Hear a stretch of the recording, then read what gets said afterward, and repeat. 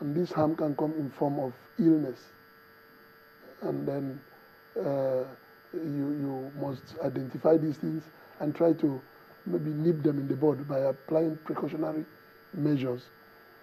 Don't allow your gutters to become refuse dump. But for ease, people don't want to maybe move from where they are standing to where the refuse bin is. And the gutter is the nearest point, so they discharge it there. Now from there, you create an unsafe environment, which will eventually lead to the ill health of the people. And you look at it, we talk about health, safety, and environment, because our health and our safety are tied to our environment. Okay. Now, what do you see as safety issues in a workplace, for instance? What are the major issues? Well, within the workplace environment, it depends on the kind of activities that take place in that workplace. For example, a typical office setting, you would have quite a number of trip hazards. Maybe cabling, hanging around, or perhaps your furniture, your table, your sitting, the sitting arrangements also could create a bit of gridlock, or could create harm as well. Now, if you do have, the most common one is actually the ergonomics, which, you must have the right positioning, the right tool, the right equipment for your sitting position.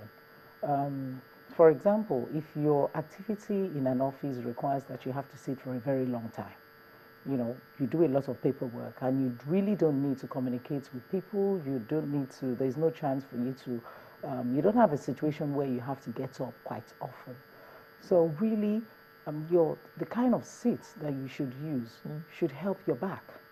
Not just anything, or not just anything that looks good. It should really help your back, prop your back. There's a shape that our back has, and we need to make use of that to help the positioning.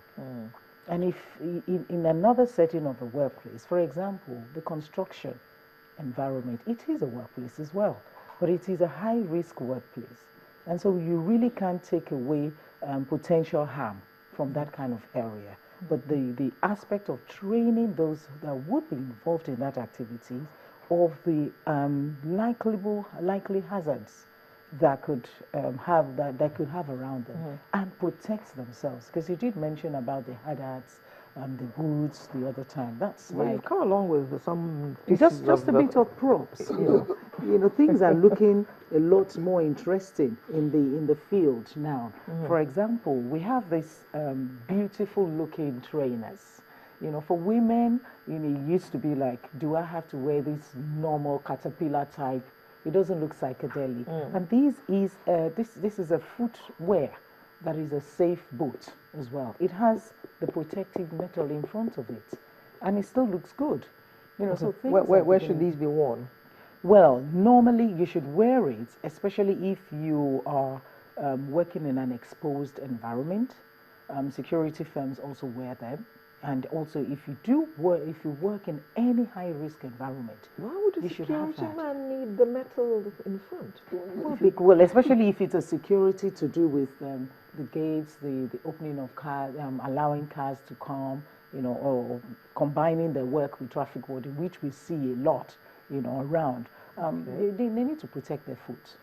Their toes, they need to protect. What about the other props you brought with you? Well, we've got few things here. But you see, in the institute, we encourage that they're like the last resource, really, because the first thing is you need to avoid, allowing that harm, that hazard, to be around you. But it's only when you cannot, then you need to make use of the personal protective equipment, so that this is an air muff that would close up, reduce the decibel of noise from getting into your own system. So it reduces it. So when you are at a place where there is a noise, for example, you see it a lot on DJs, they wear them, but on construction firm sites, where you have a lot of digging, a lot of banging, it's important that the workers are encouraged to protect themselves. Their ears. We have the high visibility jacket, which we see on almost everybody that seems to be on the road or want to just show that I'm around. It's not fashion. It is, it's being used like fashion now. It's not fashion. But, if you really understand the reason why you're wearing it, it will be useful, which is visibility, high visibility. So somebody on a construction site, these things are not very expensive.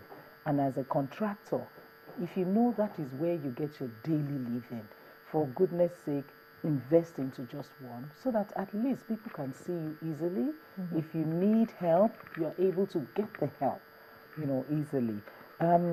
This haddock is very important that we make sure that everyone working on at height, anyone working within any place that requires them to go on a ladder is very important because it protects the head. It has the the protections in there, and in case anything, it's not just when you fall. Something can also fall on you, because those are the kind of things that you have around them. Well, the most common things that we see regularly around us nowadays is, let's say, those that are in flour, very flour companies. We need dusty environment. We need to cover our nose. And sometimes you see the road sweepers, they tend to have, those nose masks. And it's very important because we need to prevent both acute and chronic likelihood diseases we nib it from the bud by making sure that we cover our nose, so that we can reduce the dust particles from getting into our lungs. So really, it's very important. And the very last one here that we have is the Ivy's eye protection. It looks quite funky, but so, we have very different types. We see welders wear these a lot. Exactly. Well, maybe not these ones, but they wear something to protect their eyes. Exactly. Sometimes they don't wear the right grade. Right grade they have grades. for the work they're The doing. intensity of the light that you are using determines the grade you wear. Exactly. Okay. Some will just wear sunshade at the wedding. So it's quite important. As much as we say that personal protective is the last resort, it's important that you're well trained to start with, of making use of the right material. But if someone does not have the safety consciousness at home, do you think he will be that safety conscious at work? Yes, he can, by training. You see, in the workplace, safety issues must be included in the policy. The policy issues, and there must be good enforcement. You just have to comply. The aim of working is to earn a living, not to earn debt. And if somebody dies in the workplace, the cost on the employer will be high. Sometimes litigation will follow, and that can disrupt work process. So you ensure that every worker is working safely and safe enough to prevent such loss that will be as a result of unsafe acts. So training and retraining will be the basis for creating awareness that will lead to consciousness.